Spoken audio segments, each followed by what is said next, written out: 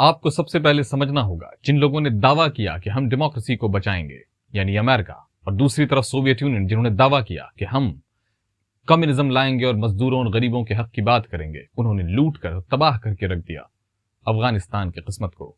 मैं काशिफ पहल करता हूं पहल भारत पर। आज हम बात करने वाले हैं Taliban, Afghanistan, al Qaeda, Osama bin Laden, Mullah Omar, उनकी जिंदगी और उनकी मौतों के बारे में। आपको मैं सबसे पहले अभी जो प्रेजेंट सिचुएशन है वो बता देता हूं। कहा जा रहा है कि 90% से प्लस जो एरियाज हैं, और खासकर जो कंधार और काबुल, जो सबसे इंपॉर्टेंट और सबसे सिग्निफिकेंट पॉलिटिकली, मिलिट्रली और फाइनेंशियली जो अफगानिस्तान के शहर और राज्य हैं, वो पूरी तरह से अब तालिबान के कंट्रोल में आ गए हैं। सबसे पहले आपको समझना होगा तालिबान का मतलब। तालिबे इल्म आपने सुना होगा, तालिब कहते हैं पश्तो लैंग्वेज में और अरबिक में भी स्टूडेंट्स को।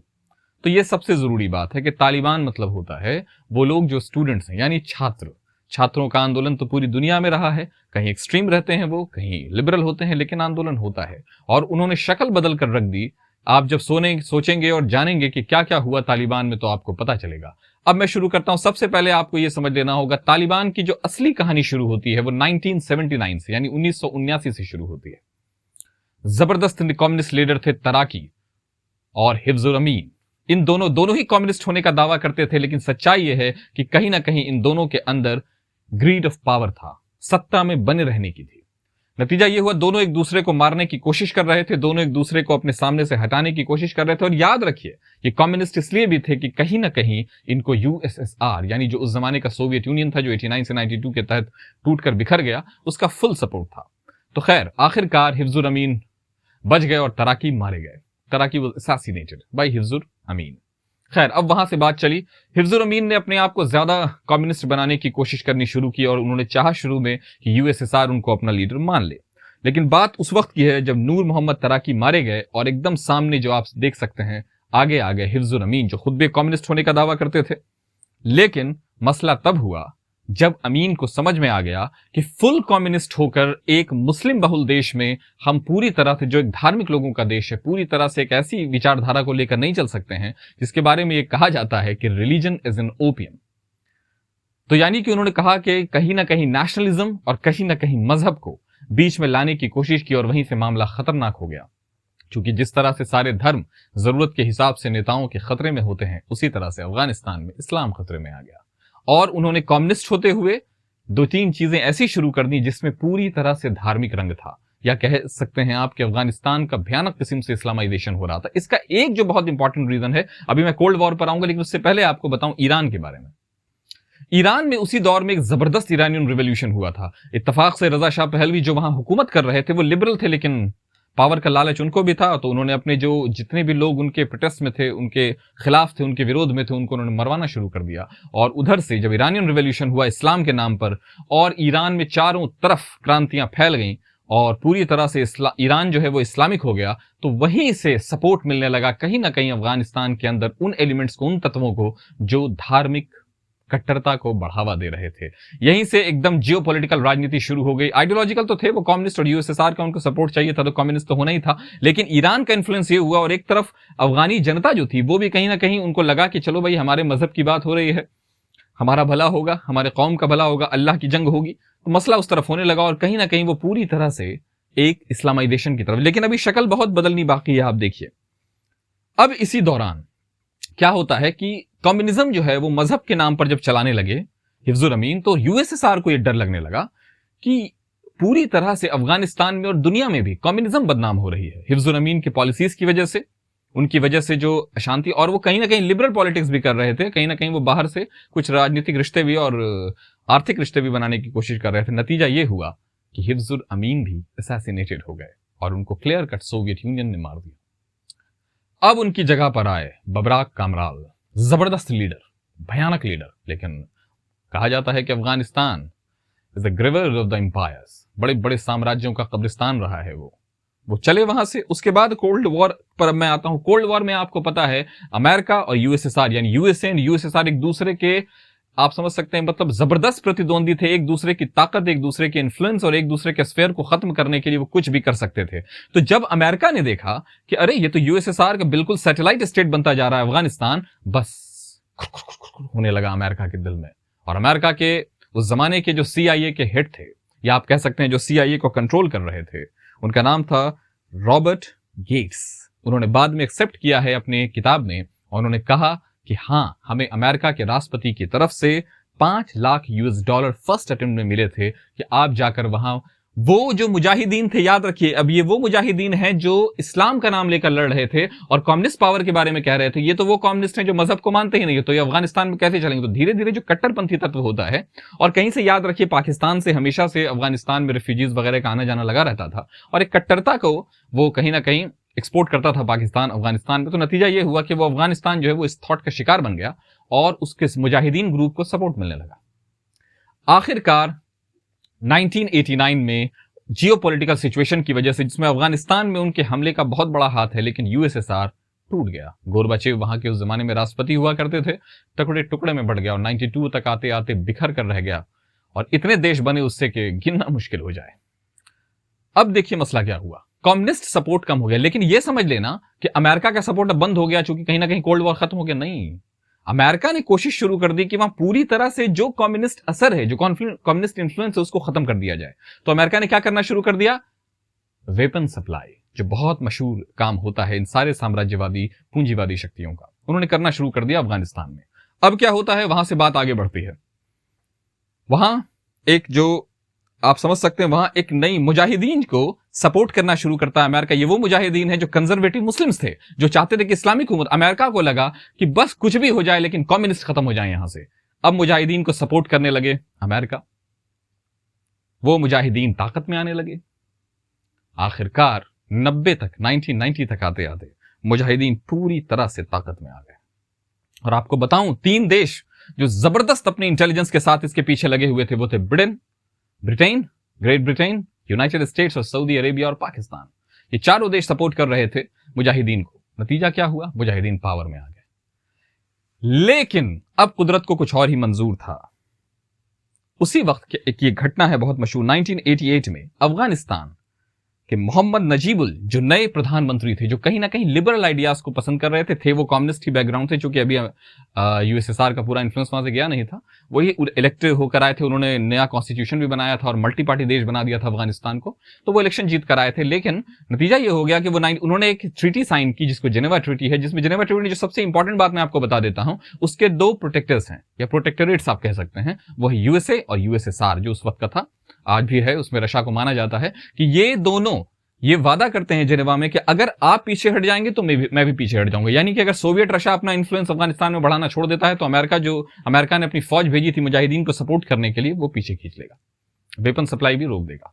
अब यहां से चीजें बदलती हैं, अब यहां से चीजें बिल्कुल बदलती हैं। अब देखिए क्या होता है, 1987 फिर से नया कॉन्स्टिट्यूशन, जो मैंने आपको पहले ही बताया, नजीबुल्लाह ने बनाया, लेकिन उन्होंने अपने आप को थोड़ा सा लालच से दूर रखा और अपने कई सेंट्रलाइज पावर को उन्होंने पीछे कर दिया।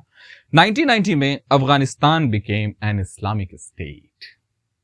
ये इस्लामिक स्टेट बनना था कि वहां के जो कट्टरपंथी तत्व, जिनको कहीं ना कहीं कंप्लासेंट करने की, अपीस करने की कोशिश सारे नेता करते थे, शुरू में तराकी ने किया था, हिफ्जुल अमीन ने किया, बाद में बबराक कमाल ने किया और नजीबुल्लाह भी करते थे थोड़ी बहुत।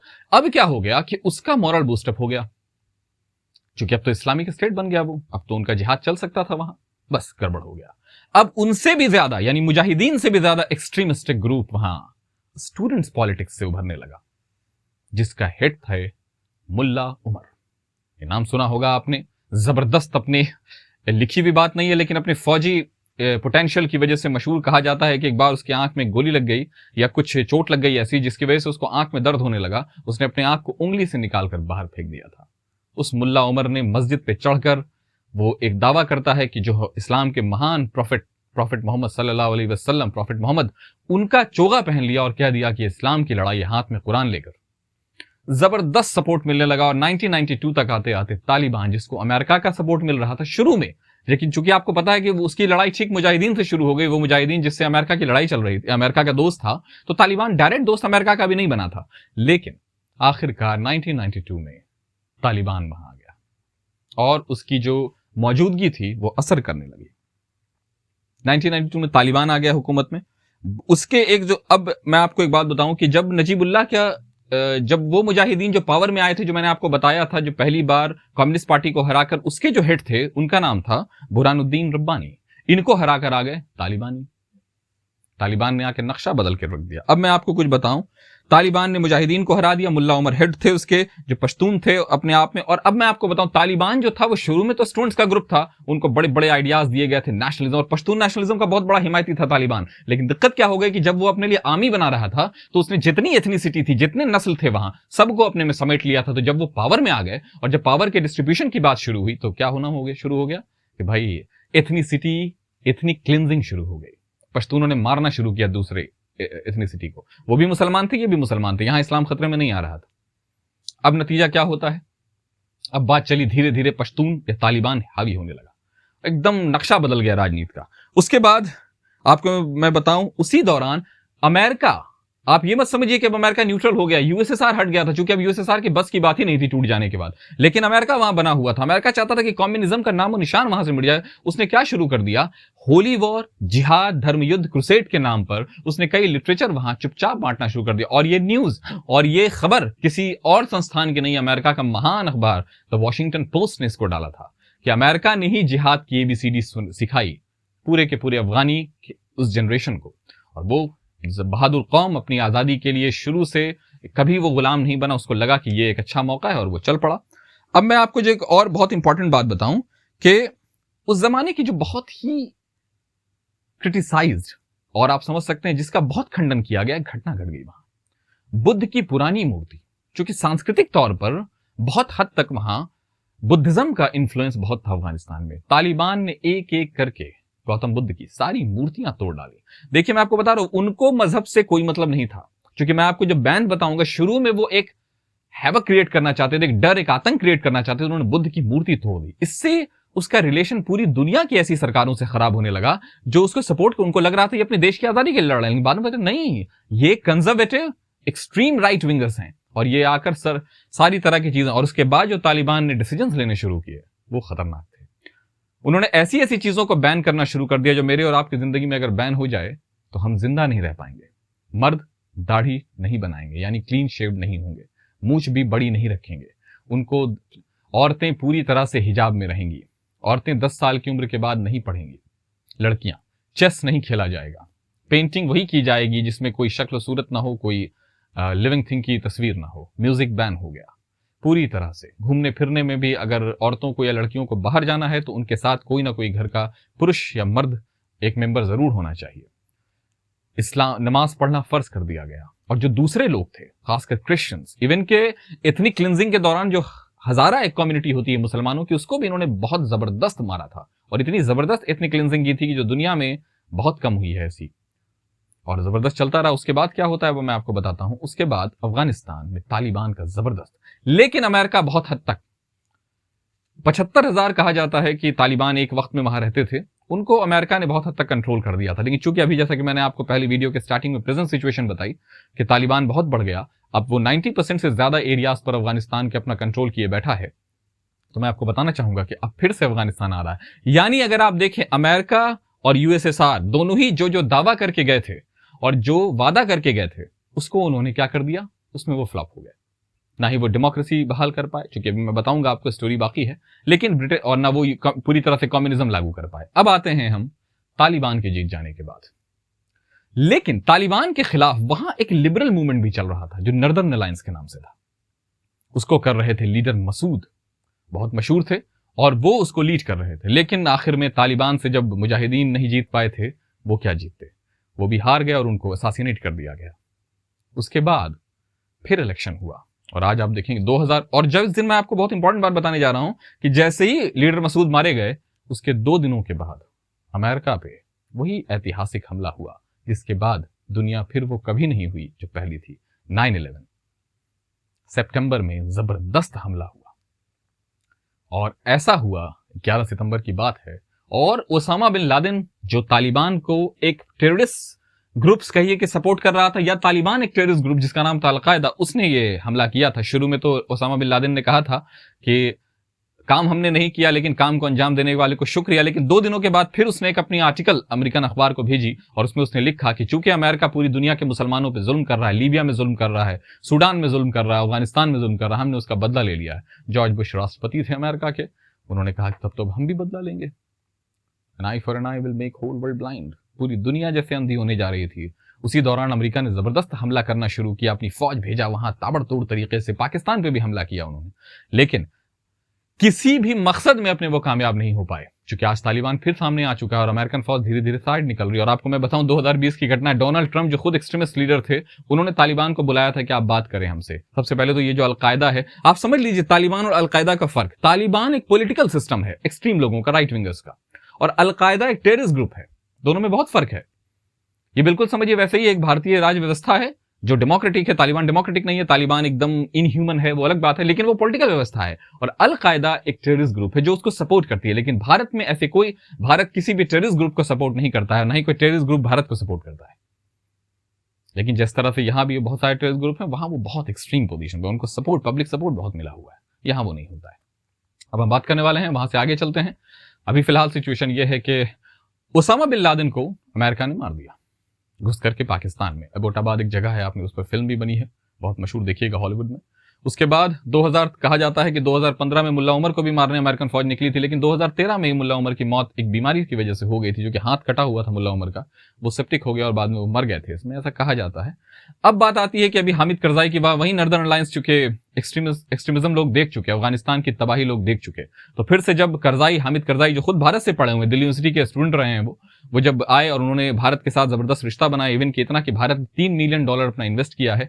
लेकिन अगर जो अभी हालात हो रहे हैं वहां, जियो पोलिटिकल, या कहिए वहां की पोलिटिकल सिचुएशन जो है, तालिबान का कंट्रोल, अगर तालिबान वहां आ जाता है तो भारत जैसे डेमोक्रेटिक देश के लिए एक बहुत बड़ा मसला खड़ा हो जाएगा। तो मेरी बात यह है कि देखिए, एक्सट्रीमिज्म का यही नतीजा होता है, वो चाहे इटली हो, वो चाहे जर्मनी हो, वो चाहे कांगो हो, चाहे रवांडा हो, चाहे साउथ अफ्रीका हो, चाहे पाकिस्तान हो, चाहे अफगानिस्तान हो, और कई कई जगहों और कई मामलों में भारत भी रहा हो। Extremism kills. दोस्तों, बने रहिए पहल भारत के साथ, हम आपके साथ इसी तरह की वीडियोस लाते रहेंगे। अभी तालिबान पर मैटर ये बहुत अभी बहस में था, हॉटली डिबेटेड था, इसलिए हम आपके सामने ये टॉपिक ले आए। अभी हम आगे चलकर लाते रहेंगे और भी टॉपिक्स। आप हमारे चैनल पर बने रहिए, सब्सक्राइब कीजिए हमारे चैनल को, जो सबसे जरूरी है। आप लोग वीडियोस देखते हैं लेकिन सब्सक्राइब नहीं करते, इसका दुख है। बहुत रिसर्च और बहुत तकलीफों और बहुत सारी मुश्किलों के बाद हम आते हैं, चूंकि हमारे पास लैक ऑफ रिसोर्सेज है, रिसोर्सेज नहीं है। तो दोस्तों, मेरी रिक्वेस्ट है आपसे, हम सच्ची पत्रकारिता करने की कोशिश कर रहे हैं, सपोर्ट बनाए रखिए।